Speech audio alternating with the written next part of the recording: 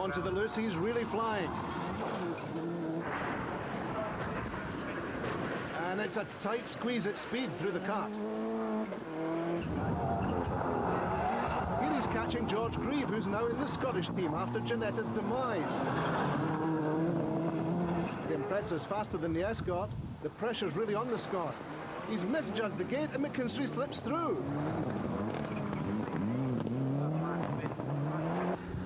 Maurice Gass is now the leading Irishman, the second overall behind Buckley. His style's very tidy, and that's paying dividends for him.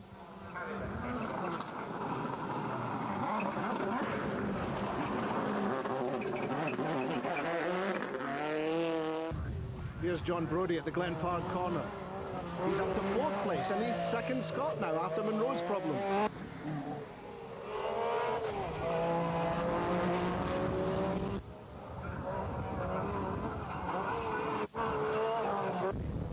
Dennis Biggerstaff's having a great day in his Metro 6R4. The car may be getting a bit long in the tooth now, but it can still prove its worth. He's just 25 seconds behind the leader in 7th place. Let's watch it perform from the hot seat.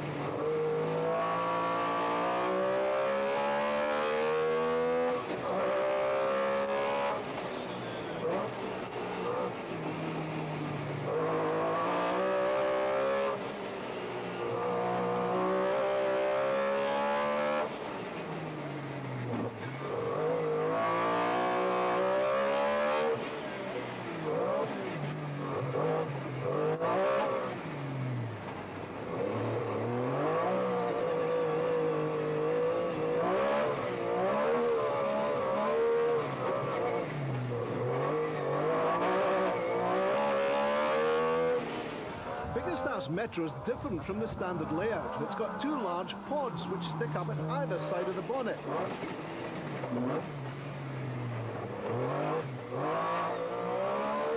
I got hold of Dennis in the paddock and I asked him what they were for.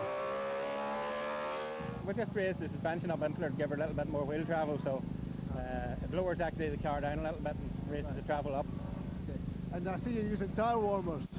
I think we need them. We're just going straight on in a lot of corners. We crashed, I think, on the 4th stage, the 1st corner, so we need a little bit of heat in the tyres to get me around.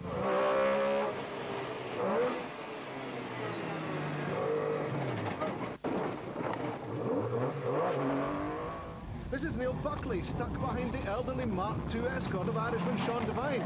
Buckley's not happy. He's got to get the car back in one piece so his brother can maintain his lead, and that means making sure there's plenty of petrol in it before his next run out.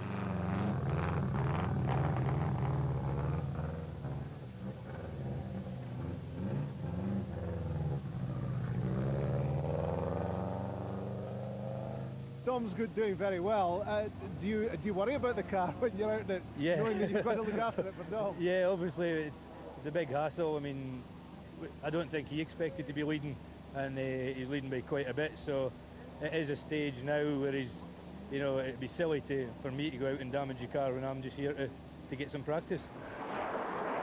Daniel Doherty's gone off the boil. He's dropped down 3 places.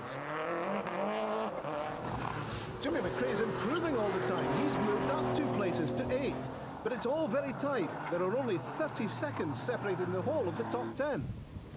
The Irish are in control. Owen Lamont is up to 5th place, and he's pressing hard.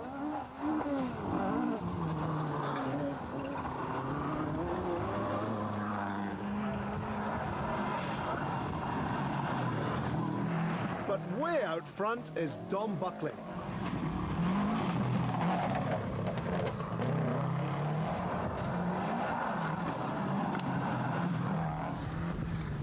So just what is the secret of his success? Talent, raw talent.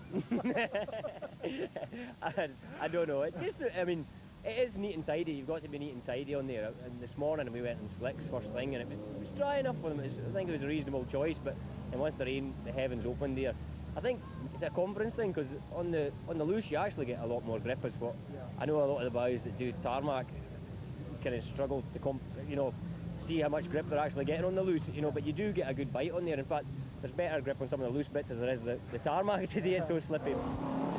George Greaves driving steadily. Here he's got a little battle going on with Danny McGinley. He's got his window open to try and cure problems of condensation. He's still getting used to the left-hand drive, though. This is Steve Palmer. He's really bouncing up Michelin Leap. And that's fellow English team member Bob the Log. That's Alan Barr. He's having trouble with his gears. Well, had gearbox problems from the start, from the outset, but it really got bad in stage 5, so that's the day over. But my wife thinks I've done it on purpose, because she was going to drive the last stage. So, with just one stage to go in the Nations Cup, Ireland are now 26 points ahead of Scotland, but they can still be caught. It's all down to stage 6.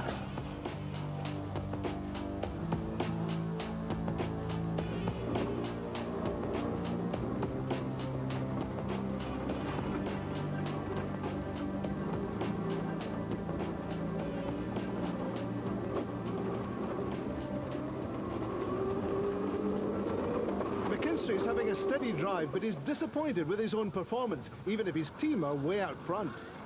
We done okay. We didn't have any mistakes, just very untidy. And once you get untidy, you get off the line, it just gets into very slippy stuff. So I think we were 7 or 8 seconds slower than our previous time, which should be faster. But that's it. The Scots, meanwhile, are still determined. Every stage and every team member's time means points in the chase with the Irish.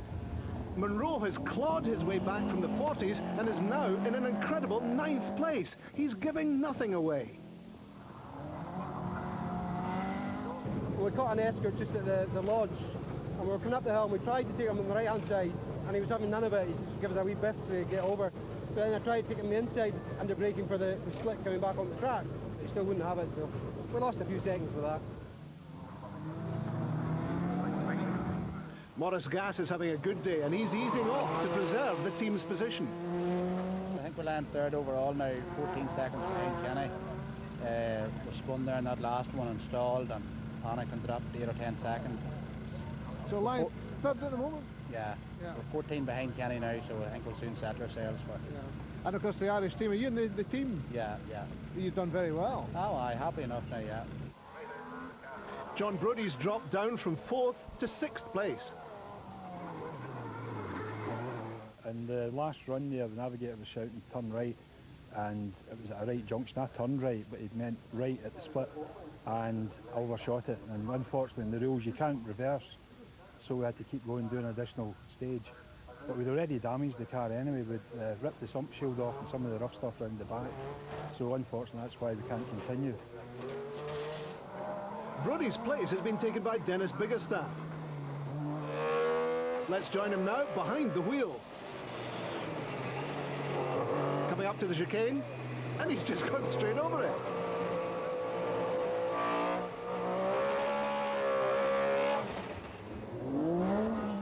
Oh dear, it's all coming a bit loose at the back. Daniel Doherty's picking up a few tyres on the way. That's not a problem, but there's also smoke coming from under the bonnet.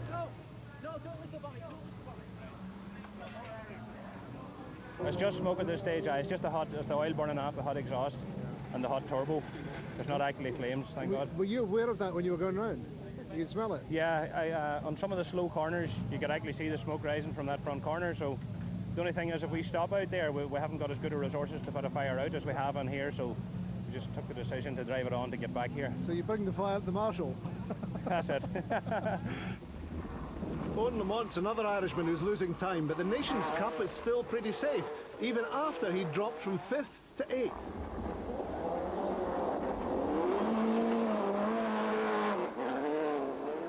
Under all that mud's Ollie O'Donovan. He's improving on his times, up to 7th place. It's our first time here, I'd like to have seen this before because I underestimated it yesterday big time. Had a little cycle around it yesterday and I thought it was easy, but whenever I got halfway around that first stage today, I knew I was in trouble. Why, what was the problem? Just a lot more corners than I anticipated. But still way out in front. This is Dom Buckley really setting the place alight.